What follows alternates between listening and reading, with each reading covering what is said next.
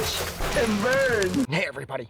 So again, this is another quick video. Well, hopefully quick. It seems like whenever I say it's going to be quick, I ramble forever.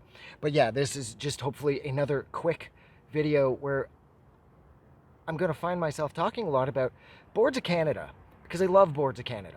I love Boards of Canada since Music Has the Right to Children like a million years ago. And their last full length was Tomorrow's Harvest, and that came out in 2013. Since then, they have released nothing original. They've done a handful of remixes for a bunch of other bands. But other than that, the guys in Boards of Canada have been suspiciously quiet.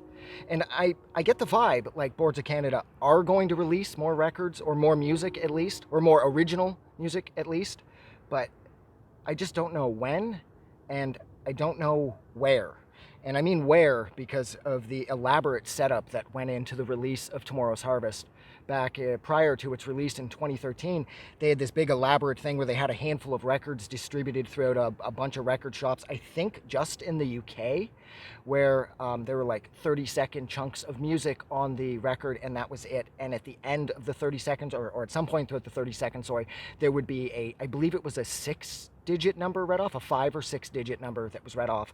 And if you collected all of them and you put them all together, it would lead you to a site of an old, now I can't remember what it is. It was like an old amusement park or something, is somewhere in one of the deserts in the United States, where that they were going to preview the album Tomorrow's Harvest. And that's exactly what they did, was when you figured out the coordinates and then you figured out where, I think, like I said, it was an old amusement park or a water park or whatever, you got there, and then there was this trailer set up with 2 massive speakers outside of it, and at the given time Tomorrow's Harvest started to play. So if you were clever enough to figure it out and follow everything there, and you had the cash to do it, you could have previewed the album well before the rest of us did when we bought it from, at that point, HMV. And I know I overpaid too, because it was, again, HMV. Yeah, so I know Boards of Canada most likely aren't finished. I just feel it in my bones, like they're just not done. They're too clever, they're too smart, they've got too much in their musical well, to give up.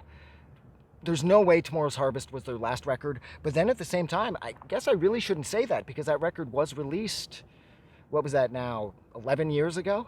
And still there's no word whatsoever from Boards of Canada on any news regarding new music. So maybe it is over for them, but at the same time, I don't believe that for one second. I just think that they've just got too much going on.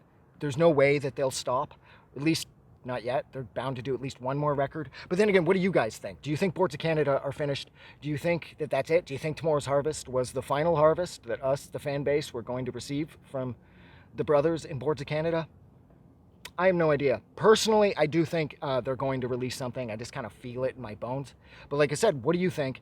And that's it. I did ramble a little long. This video is a little over 3 minutes, and I apologize for that. But thank you for hanging out with me for a little over 3 minutes while I discussed the possibility of Boards of Canada releasing new music sometime soon, in 2024, 2025. That would be nice. But it's already been like 11 years. So, yeah. You guys are amazing. I'll see you around. Have a good night.